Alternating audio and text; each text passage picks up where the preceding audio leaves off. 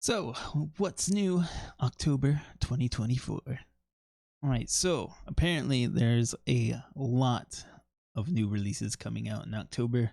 I found nearly 50 of these, so let's just hop straight into it and see if I can make it through this list. So, on October 1st, we have A Song to Drown Rivers by Liang. Inspired by the legend of Qixi, one of the famous four beauties of ancient China, A Song to Drown Rivers is an epic historical fantasy about womanhood, war, sacrifice, and love against all odds. Her beauty hides a deadly purpose. Qixi's beauty is seen as a blessing to the villagers of Yue. Convinced that the best fate for a girl is to marry well and support her family, when Qixi draws the attention of the famous young military advisor Fan Li, he presents her with a rare opportunity to use her beauty as a weapon, one that could topple the rival neighboring kingdom of Wu, improve the lives of her people, and avenge her sister's murder. All she has to do is infiltrate the enemy palace as a spy, seduce their immoral king, and weaken them from within. Trained by Fan Li in everything from classical instruments to concealing emotion, Qixi hones her beauty into the perfect blade. But she knows Fan Li can see through every deception she masters, the attraction between them burning away any falsehoods. Once inside the enemy palace, Qixi finds herself under the hungry gaze of the king's advisors, while the king himself shows her great affection. Despite his gentleness, brutality lurks, and Qixi knows she can never let her guard down. But the higher Qixi climbs in the Wu court, the farther she and Fan Li have to fall, and she is unmasked as a traitor. She will bring both kingdoms down. Then we have The City in Glass by Nghi, a demon, an angel, a city that burns at the heart of the world. The demon Vitrine, immortal, powerful, and capricious, loves the dazzling city of Azrael. She has mothered, married, and maddened the city and its people for generations, and built it into a place of joy and desire, revelry, and riot. And then the angels come, and the city falls. Vitrine is left with nothing but memories and a book containing the names of those she has lost, and an angel now bound by her mad, grief-stricken curse to haunt the city he burned. She mourns her dead and rages against the angel she longs to destroy. Made to beat each other's devastation, angel and demon are destined for eternal battle. Instead, they find themselves locked in a devouring fascination that will change them both forever. Together they unearth the past of the lost city and begin to shape its future. But when war threatens Azrael and everything they have built, Vitrine and her angel must decide whether they will let the city fall again. Then we have the Crescent Moon Tearoom. Ever since the untimely death of their parents, Anne, Beatrix, and Violet Quigley have made a business of threading together the stories that rest in the swirls of ginger cloves and cardamom at the bottom of their customers' cups. Their days at the tea shop are filled with talk of butterflies and good fortune, intertwined with the sound of cinnamon shortbread being snapped by laced fingers. That is until the Council of Witches comes calling with news that the city diviner has lost her powers, and the sisters suddenly find themselves being pulled in different directions. As Anne's magic begins to develop beyond that of her sisters, Beatrix's writing attracts the attention of a publisher, and Violet is enchanted by the song of the circus, and perhaps a mischievous trapeze artist threatening to sweep her off her feet. It seems a family curse that threatens to separate the sisters is taking effect. With dwindling time to rewrite their future and help three other witches challenge their own destinies, the Quigleys set out to bargain with fate, but in focusing so closely on saving each other, will they lose sight of themselves? Then we have Undead Gods by Caitlyn Battelle. Welcome to Kava, where the undead gods neither hear nor care. Alicia Parker lives each day in fear it will be her last. The magic the gods carelessly gifted mortals disappeared years ago, and Alicia Parker is all too familiar with what happens when someone is found to be harboring magic in her land. Death. Cursed but hiding in plain sight within Kava's royal court, Alicia has her eyes on the crown and its prince. But an unexpected change in her magic throws her carefully laid plans into chaos. In love with the man who could order her death, she searches for an answer to her curse before it's too late. From underground tunnels to pleasure houses and rebels who demand payment of the highest kind, Alicia will journey to the death realm and back to find her answers. But is she willing to face the harsh demands of the truth? And we have Skysong by C.A. Wright. Orianne is the skylark, and the sun only rises if she wills it. Every morning she transforms from woman to bird, calling the dawn with her song. Seclusion has kept her safe her whole life, but it also has left her lonely and craving freedom. When Orianne finally succumbs to the lure of the wild unknown, she is discovered in the gardens of the royal palace, where she is taken by the king and treated like a goddess and a prisoner. Embroiled in a battle of faith and politics, Orianne yearns to return to her safe, simple life. A growing danger surrounds the palace, and the skylark and her gift are at its center. But within the whispers, Orianne learns something she never expected. She may not be as alone as she thought. There may be another like her, the Nightingale.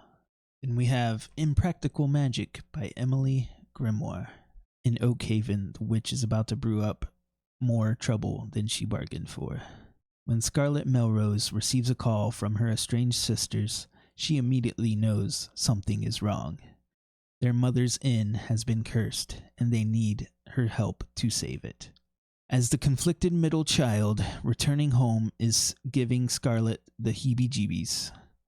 And to make matters worse, she's just come face to face with charming old flame and handyman Nate.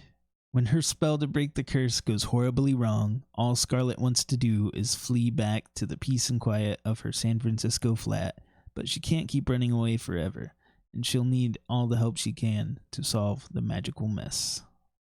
With time slipping away, Scarlet must learn that sometimes the greatest spells really do come with the greatest responsibility, especially when love is involved.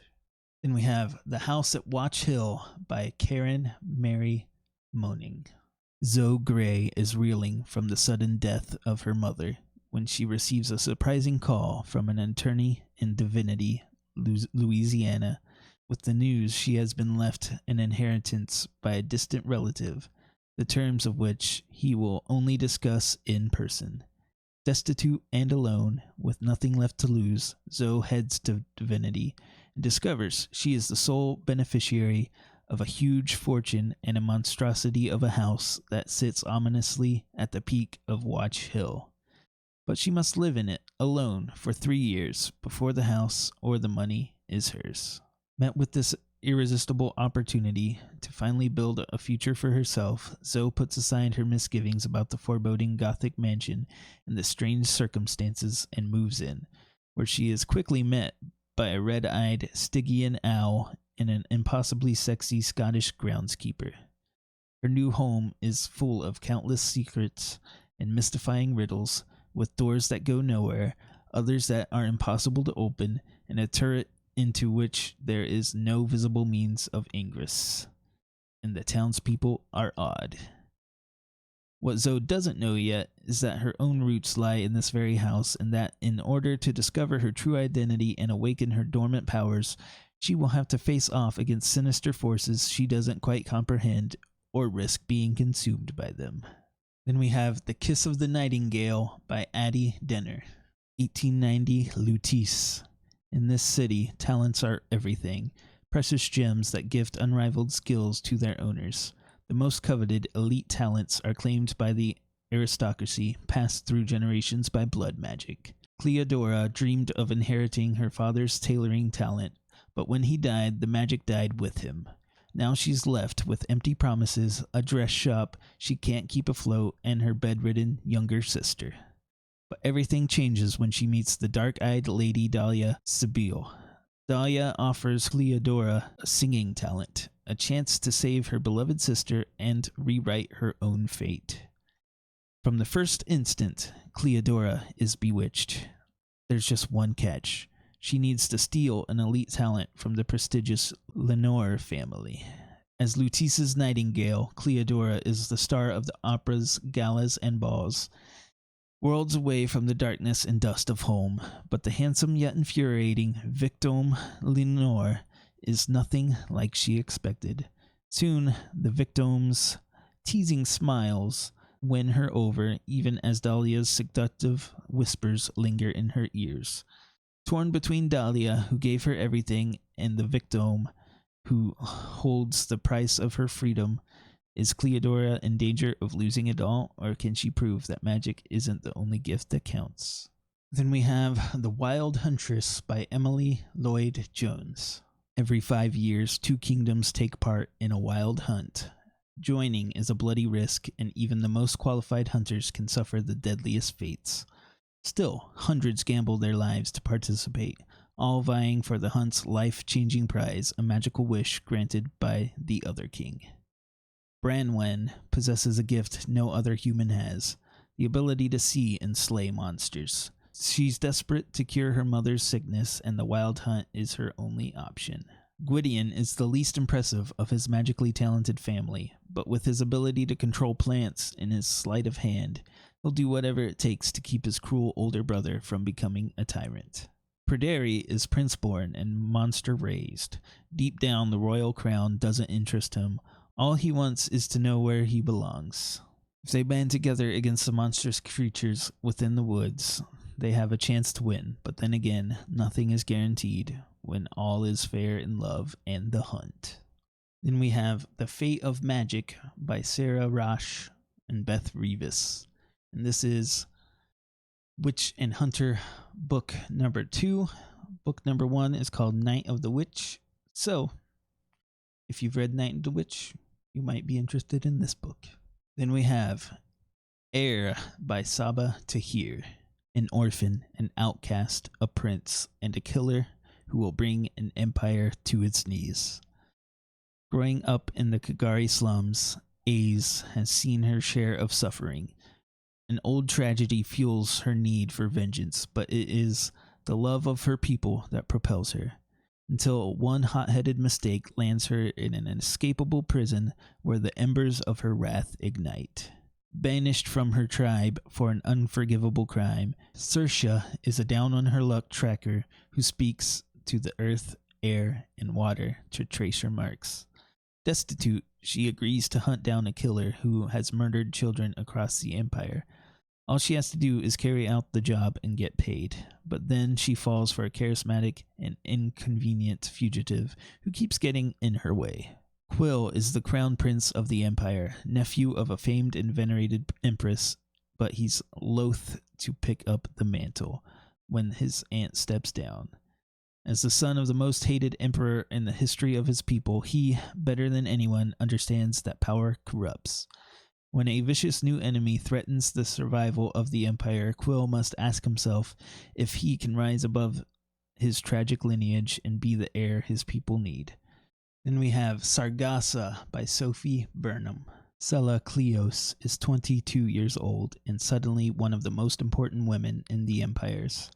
The role of imperial historian is her birthright, something she's been preparing for since birth, but she was supposed to have more time to learn the role from her father, the previous historian. In the wake of her father's sudden and shocking assassination, Sela finds herself custodian of more than just the imperial archives, the towering central library that safeguards all collective knowledge of the Rome Imperium and its client empires.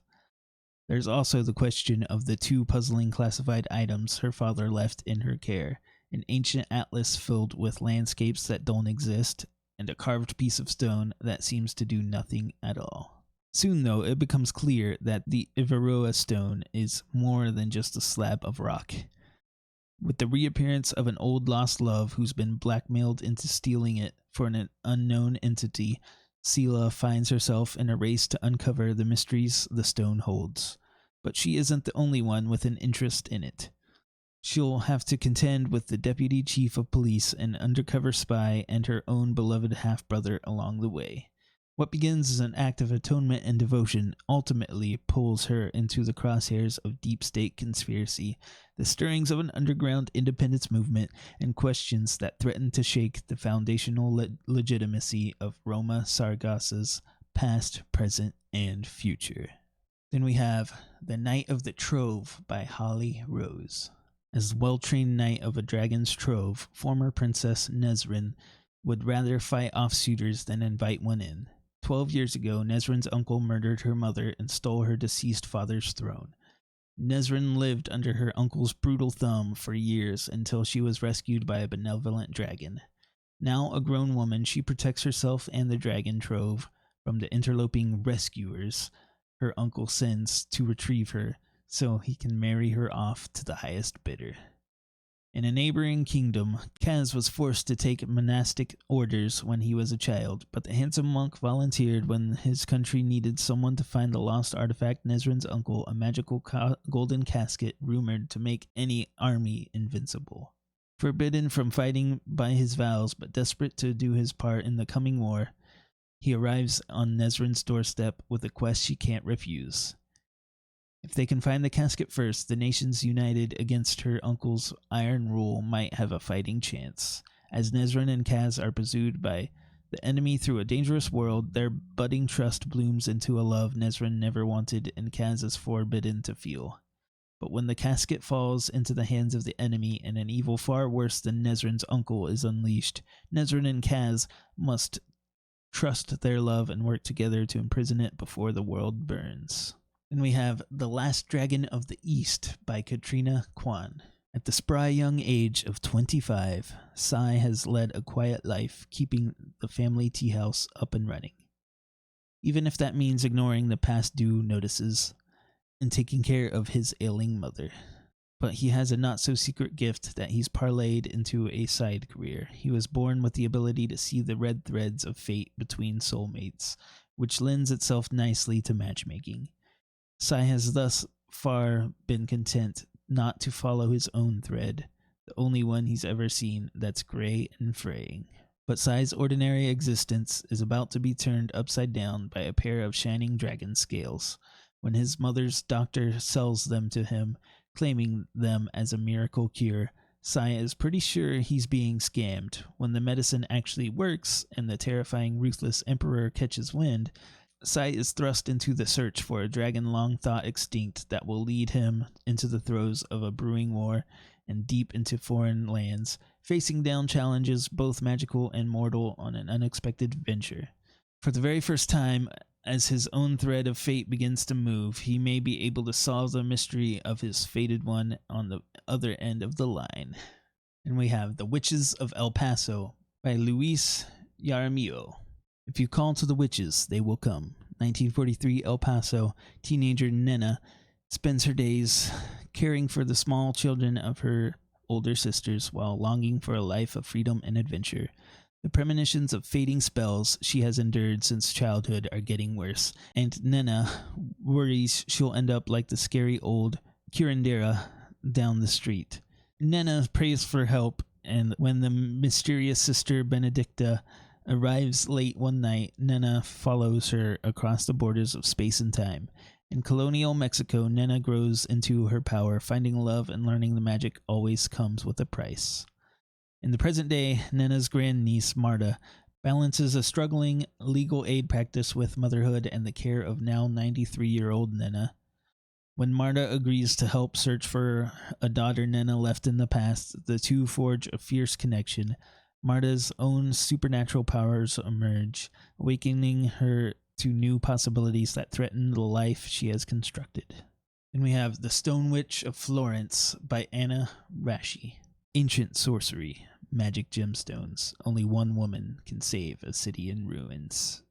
1348. As the Black Plague ravages Italy, Ginevra di Gaspero is summoned to Florence after nearly a decade of lonely exile. Ginevra has a gift. Harnessing the hidden powers of gemstones, she can heal the sick.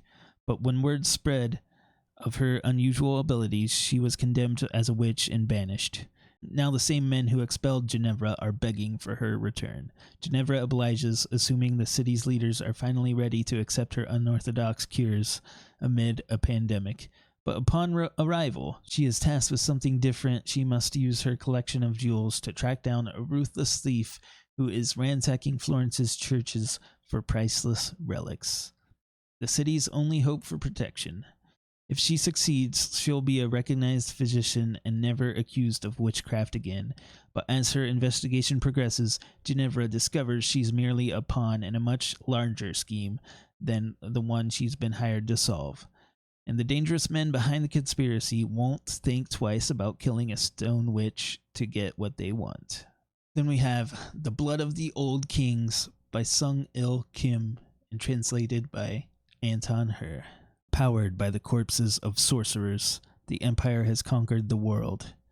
It claims to have brought peace and stability to its conquered lands, but some see that peace for what it is, a lie, and will give everything in the fight against it.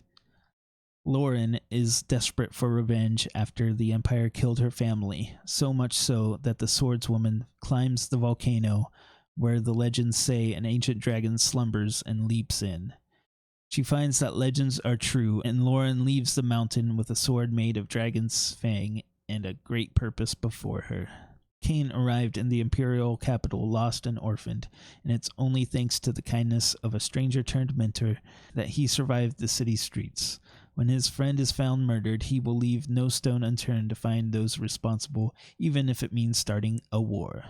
Ariane's future has never been in question. Born a sorcerer, she'll be a power generator for the Empire upon her death. But when she starts to hear the voice of a powerful necromancer in her head, she realizes the only thing more terrifying than dying for the Empire is never getting to truly live in the first place. When peace is a lie, there is power in truth, and as Lauren, Cain, and Ariane hunt for answers in their own lives, any one of their small rebellions could be the stone that brings the Empire toppling down. Then we have Inferno's Heir by Tiffany Wang. Tia Carthan abandoned her morals long ago, and now there's nothing she won't do to stay alive. So far, she has survived her parents' death, the ire of the council, and innumerable attempts on her life, orchestrated by Jira, her half-brother and soon-to-be king of Erisia. Tia's rare control over two elements marks her as both an outsider and a formidable opponent. But once Jira is crowned king, there will be no way to survive him. Not for Tia, not for anyone. When Jira moves to crush the rebellion that seeks to overthrow the monarchy, Tia sees one last opportunity to ensure her own safety. She can infiltrate the rebels, locate their base, and betray them to Jira, trading their lives for her own. Yet when Tia meets the rebels, she gets far more than she bargained for. And when she gains not only their trust, but their friendship, she begins to have doubts.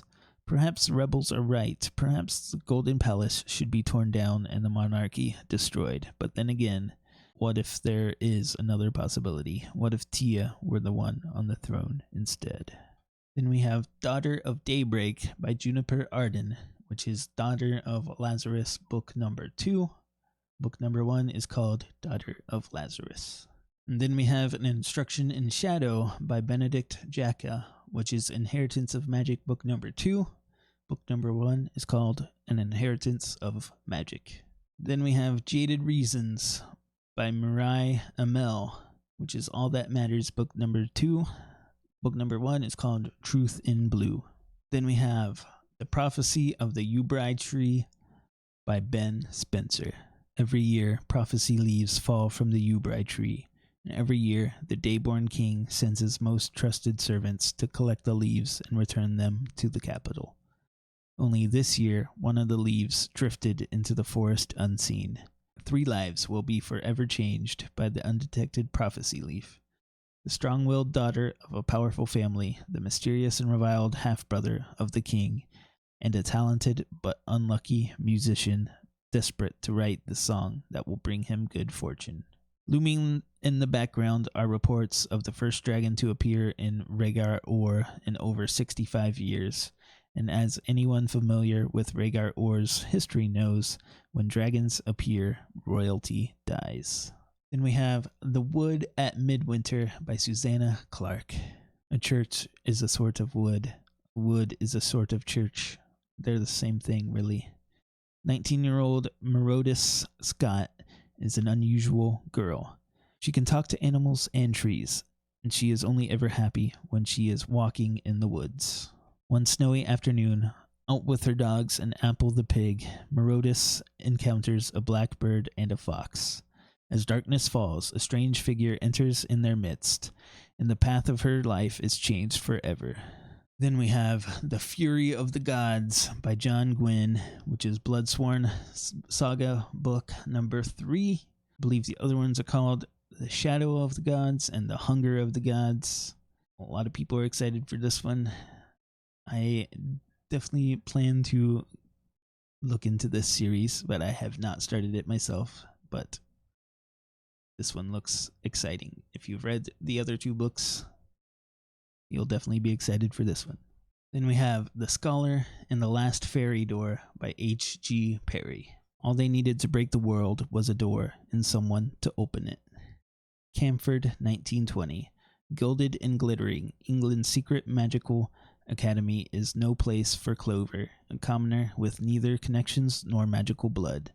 She tells herself she has fought her way there only to find a cure for her brother Matthew, one of the few survivors of a fairy attack on the battlefields of World War I, which left the doors to fairy country sealed, the study of its magic banned and its victims cursed.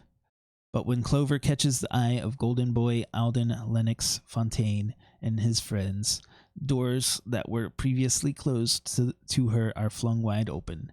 She finds herself enmeshed in the seductive world of the country's magical aristocrats. The summer she spends in Alden's orbit leaves a fateful mark. Months of joyous friendship and mutual study come crashing down when experiments go awry and old secrets are unearthed. Years later, when the fairy seals break, Clover knows it's because of what they did, and she knows that she must seek the help of people she once called friends, and now doesn't quite know what to call, if there's any hope of saving the world as they knew it. Then we have The Woodsmoke Woman's Book of Spells by Rachel Greenlaw. There is an old tale woven through the mountain town of Woodsmoke about a stranger who appears as the first snow falls in winter, who will disappear without a trace as the frost thaws in spring, leaving a broken heart behind. Carrie Morgan ran from Woodsmoke 10 years ago, and the decision has haunted her ever since. Spending a decade painting and drifting around Europe, she tries to forget her family's legacy and the friends she left behind. But the Morgan women have always been able to harness the power of the mountains surrounding the town and their spells and curses and sewn into the soil. The mountains, they say, never forget.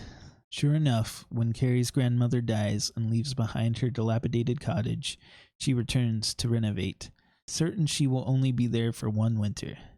She meets Matteo as the temperature dips, a newcomer who offers to help refurbish the cottage. Before long, and despite warnings from her great-aunt Cora of the old stories, Carrie finds herself falling for the charming stranger. But when the frost thaws in spring, Matthew goes missing. Carrie is convinced he's real, and he's in danger. As she fights her way across the mountains to find him, she must confront all the reasons why she left Woodsmoke and decide whether the place she spent the last decade running from is the home she's been searching for. Then we have The Blood Orchid by Kylie Lee Baker.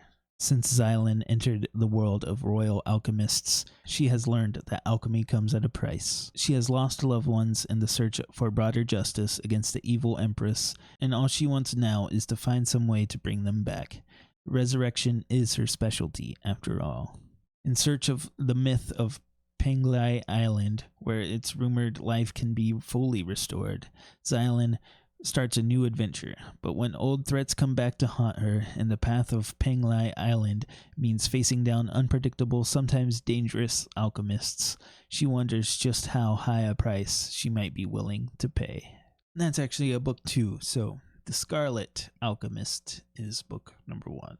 Then we have Shadowborn Sorceress by Mandy Oyster.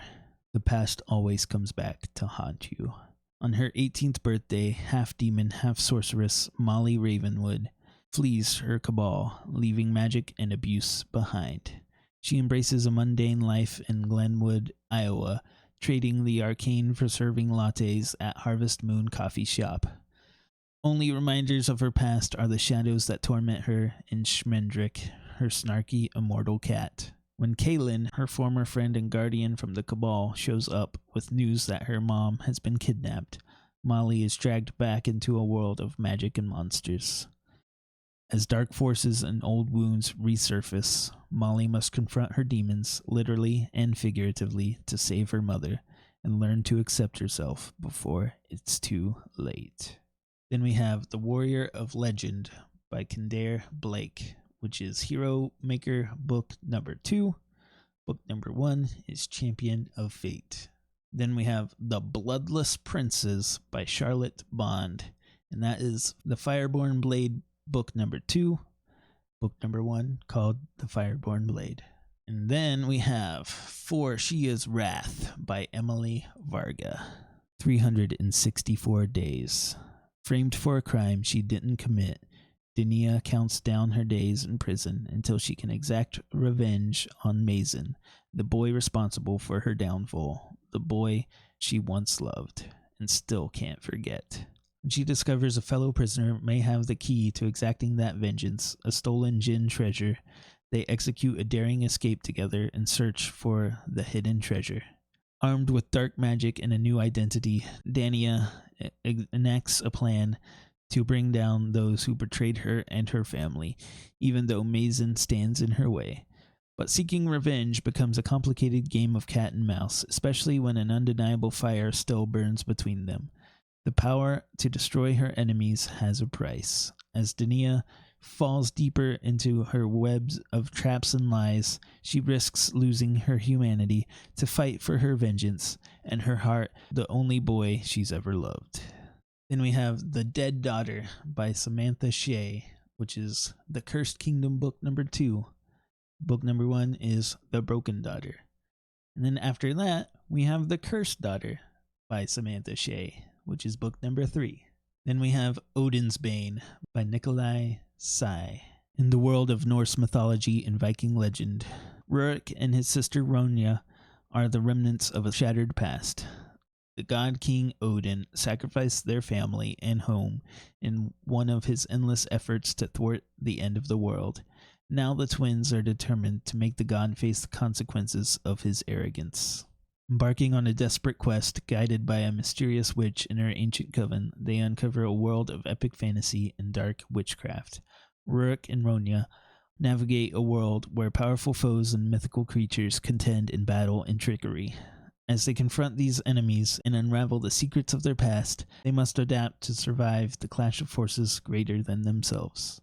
And then lastly, we have Schemes and Scandals, which is a Rip Through Time book 3.5 by Kelly Armstrong. Book 1 is A Rip Through Time. And that's it. All the books in October. I tried to, with sequels, just let you know what book 1 it was so that I did not give away any spoilers. So anybody that's read the first book will want to check out the second book probably. So yeah. Hope you found some books that sounded interesting to you in that. There's a lot of books this month, and yeah. And with that said, hit the like button if you haven't yet. Subscribe if you want. And I hope to see you in the next one.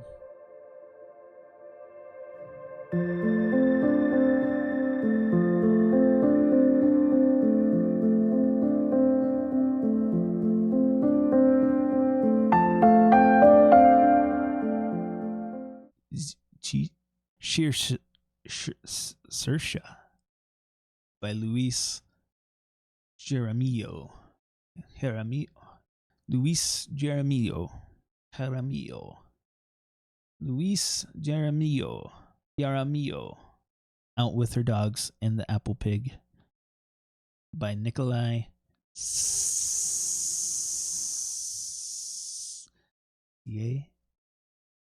Sie? I don't know.